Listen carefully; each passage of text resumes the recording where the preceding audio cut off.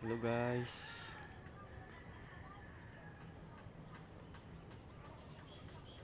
Hello guys, for today's video ay papakita ko sa inyo ang hindi matanim-taniman na rice plantation dito sa amin. Dahil po laging binabaha. Lagi po itong hindi po matanim-taniman mga boss idol.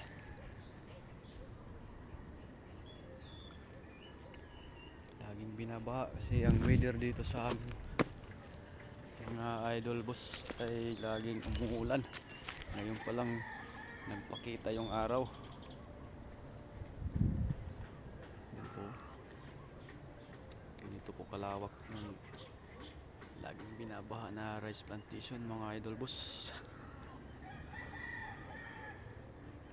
Lagi po yung binabaha.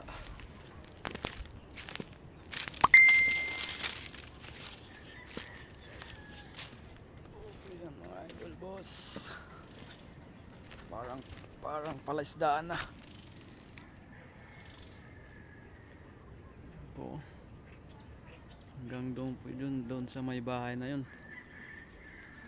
Hindi po yan matanim-taniman ng palay kasi laging binabaha mga idol boss.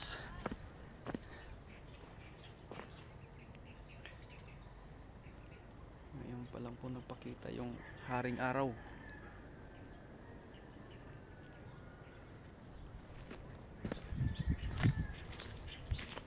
Para na pong palaisdaan.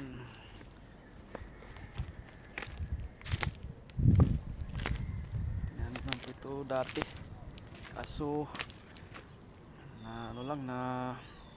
namatay lang dahil sa laki ng tubig. Yan po mga idol, mga boss idol po.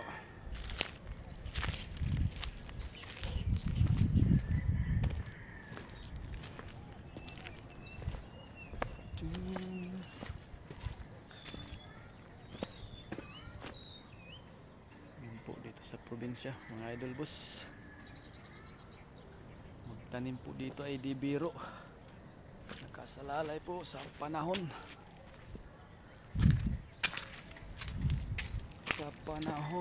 lang nakasalalay.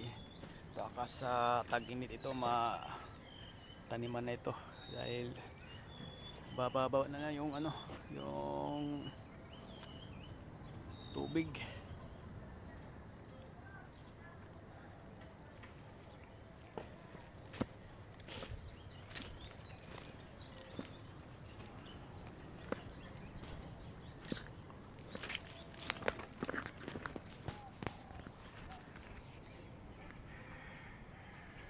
Ganda po yun, puro tubig yan idol.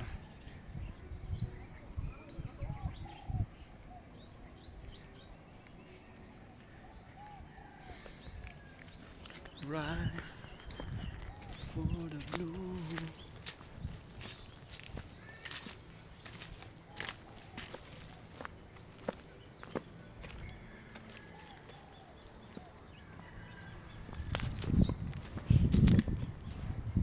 Tubig pula yan hanggang doon mga idol boss.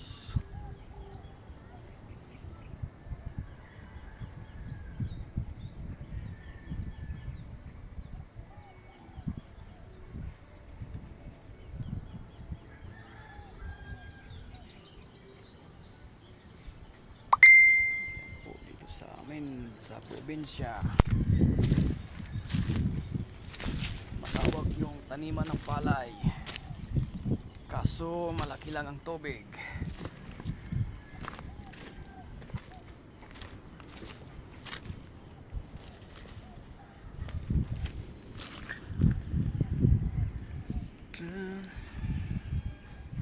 Sinsya na kayo guys, idol boss. Masyado ako nagsasalita kasi hindi pa marunong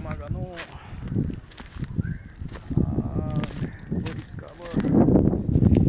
Lang muna tayo.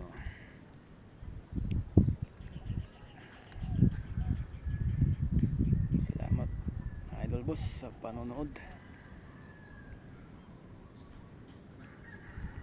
Thank you. Solid supporters. Solid followers.